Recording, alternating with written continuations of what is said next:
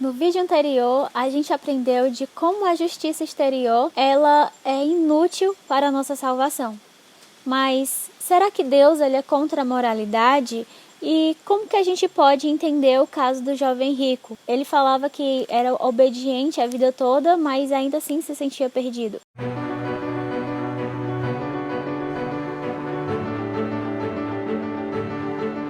Fala família, Geração Ruiós, é um prazer estar aqui com vocês, Sabrina Salvino aqui. E no último vídeo a gente meditou um pouco sobre a justiça exterior e as obras.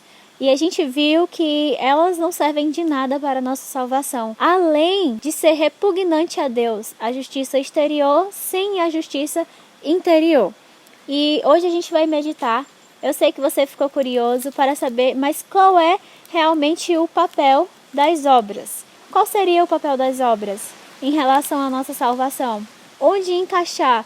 Será que eu sou salvo mesmo fazendo tudo que eu quero? Será que como que eu posso entender essa situação? E primeiramente eu quero fazer uma pergunta para você. Você conhece as uvas de plástico? O que você acha das uvas de plástico? Qual é o papel das uvas de plástico? Todos nós concordamos que elas são bonitas em um arranjo ornamental ali na sua mesa, na sua fruteira. Talvez fique um pouco estranho na sua fruteira. Por quê? Porque ali na sua fruteira a gente deseja ver frutas de verdade que sirvam para alimentação. Então, quais são o papel ali das uvas ornamentais? Simplesmente isso, ornamentação. E é certo que seria uma decepção se você colocasse uvas de plástico em uma salada de fruta, porque as pessoas iriam tentar mastigar e elas veriam que aquilo ali não serve realmente para o alimento. Então, eu queria dizer para você, Deus não é contra a moralidade, assim como você não é contra as uvas de plástico. Mas certamente você sabe que as uvas de plástico não servem para a alimentação. Assim como Deus diz que as nossas obras não servem para a salvação. Assim como essas uvas de plástico não servem para a sua alimentação, as obras não servem para a sua salvação. E então, Deus não é contra a moralidade, assim como você não é contra as uvas de plástico, mas elas não servem para a sua alimentação. Em Apocalipse, no capítulo 3, versículo 14 ao 22, Deus ele vai repreender o seu povo, porque eles são mornos, eles não são quentes e nem frio. Mas se a gente perceber ali, Deus não está condenando a moralidade deles, mas Deus está repreendendo o seu povo, porque eles estavam substituindo a moralidade pela verdadeira justiça. E estavam se sentindo santos ao Senhor, mesmo sendo só pessoas moralistas e não justas, e não com a verdadeira justiça. Então Deus não condena a moralidade, porque a moralidade nos dias de hoje, ela pode ser até benéfica. Por quê? Se você não matar os outros, certamente você vai estar livre da prisão. Se você agir moralmente, os outros não vão sofrer com a sua falta de imoralidade. Então, a moralidade, ela tem o seu lugar, mas Deus condena a moralidade quando ela é substituída pela verdadeira justiça. Muitos que se chamam cristãos são meros moralistas humanos. Note que eu não defini o cristão como um ser moralista, mas os que se intitulam de fato cristãos e não são, mas são meros moralistas humanos. Vamos ao caso do jovem rico que está escrito no capítulo 19 de Mateus, versículos 16 ao 26. Está escrito que esse jovem chegou perto de Jesus. Ele falou: Mestre, que poderei fazer de bom para ganhar a vida eterna? Jesus respondeu: Por que me perguntas a respeito do que é bom? Há somente um que é bom, e é Deus.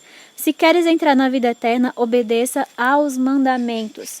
Então, por que Jesus ele falou isso para o jovem rico? Porque o jovem rico, ele não considerava Jesus como sendo o próprio Deus encarnado em um homem. Ele considerava Jesus como um mestre bom. E ele, sabendo disso, ele falou: Por que você está me chamando de bom? Se você está me chamando de bom, você tem que reconhecer que eu sou Deus, ou que eu venho da parte de Deus, porque só há um que é verdadeiramente bom, e esse é Deus. E então, Deus, ali, Jesus, ele vai falar para o jovem rico: guarda os mandamentos se você quiser receber a vida eterna. Mas isso gera um questionamento enorme no jovem rico. Por quê? Porque ele perguntou assim, quais mandamentos eu tenho que guardar? E Jesus respondeu: não matarás, não adulterarás, não furtarás, não darás falso testemunho, honra o teu pai e a tua mãe, amarás o teu próximo como a ti mesmo. Por que Jesus falou somente os 10 mandamentos? Existem 10, mas Jesus falou somente os 6 mandamentos em relação ao próximo. Porque os 4 primeiros mandamentos eram em relação ao amor a Deus, mas os últimos 6 eram em relação ao próximo. E Jesus só citou os 6 que são em relação ao próximo. Por quê? Vamos prosseguir. Jesus disse a ele: se queres ser perfeito, vai, vende todos os teus bens, dá o dinheiro aos pobres e terás um tesouro no céu. Depois vem e segue-me. Mas Jesus só falou isso porque o jovem rico, ele disse assim, no versículo 20. Replicou o jovem, quando Jesus disse assim: obedece todos esses mandamentos. Ele disse assim: a tudo isso eu tenho obedecido. Mas o que me falta? E aí Jesus diz: se queres ser perfeito, vai e vende todos os teus bens e dá o dinheiro aos pobres. O que Jesus estava ensinando aqui para esse jovem? Que ele achava que ele guardava verdadeiramente os mandamentos de Deus, porque ele era um moralista. Ele não matava, não adulterava no sentido moral ali, no sentido exterior da palavra, mas ele não tinha verdadeira justiça, porque Jesus, ele fala que se você odeia o seu irmão, você já é um assassino. Então, não é somente quando você tira a vida do seu irmão que você está sendo um assassino. E você considerar as coisas de um modo exterior é ser um moralista e não ter a verdadeira justiça, né? Guardar a lei no seu sentido mais profundo. Jesus pergunta para ele se ele poderia vender todos os bens dele e dar o dinheiro aos pobres, porque ali ele ia provar que ele amava o seu próximo. Jesus, ele perguntou todos os mandamentos ali, os 6 que eram em relação ao próximo. Em outras palavras, Jesus estava perguntando: você ama o seu próximo? Está perguntando o que você tem que fazer para herdar a vida eterna, mas você ama o seu próximo? Ele vai falar em outras palavras que sim, ele obedece todos os mandamentos, ele ama o seu próximo. Aí Jesus faz uma pergunta que mostra que ele não ama o seu próximo. Com toda certeza, afirmo que dificilmente entrará um rico no reino dos céus. O que seria esse rico? Seria um rico moralista. Uma pessoa que se acha cheia das boas obras, mas verdadeiramente ela não as tem. Nos tempos de Jesus, muitas pessoas baseavam a sua salvação em suas obras e sentiam que isso recomendava elas a Deus. Mas, como a gente vê no último vídeo, isso é um problema, porque as nossas boas obras, se elas forem somente exteriores, se não houver uma justiça interna, a verdadeira justiça de Deus, as boas obras exteriores somente vão afastar você da necessidade de um Salvador. Porque de início você pode se sentir perdido. Você pode ser uma pessoa que está ali tentando de alguma forma alcançar a salvação. Você vai e tenta fazer coisas para alcançar a salvação. E de fato, aquelas coisas que você faz, você vai sentir, elas são do agrado de Deus. Então agora eu sou aceito por Deus. Mas sem entender que você é aceito por Deus por causa dos méritos de Jesus. E Ele quer fazer uma transformação intensa no seu coração. E aí qual o problema que acontece com essas pessoas? Porque elas, sentindo-se a necessidade de um Salvador, sentindo-se perdidas, elas fazem toda uma reforma exterior, passam a ser moralistas humanos, o senso da necessidade de Deus sai do coração delas. E aí passam que elas não vão a Deus em arrependimento, em contrição, pedindo um novo coração. E aí o que elas passam a ser? A mesma coisa que Jesus falou que os fariseus eram: sepulcros caiados.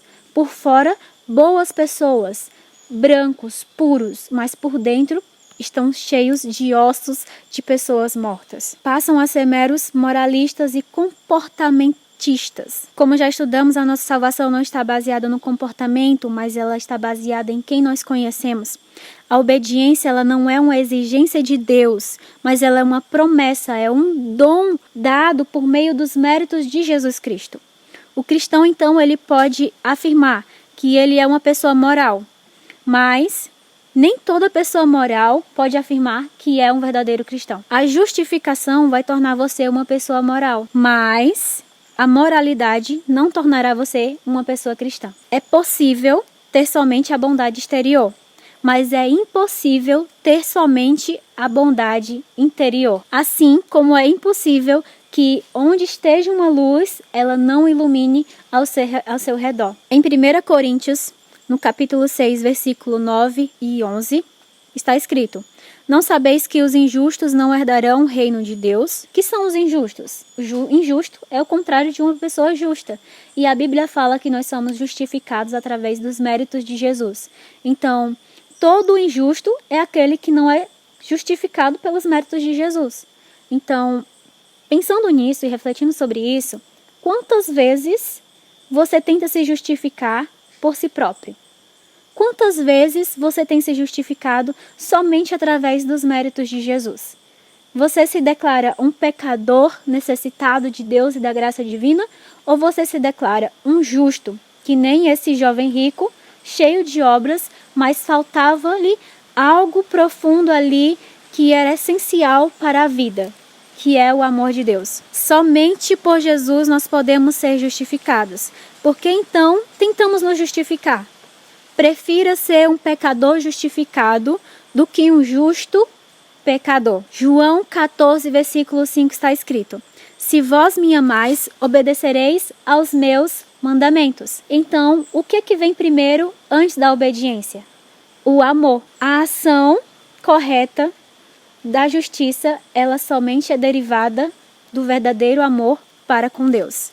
A obediência consiste no amor. Essa foi a nossa meditação de hoje. Que você reflita sobre isso.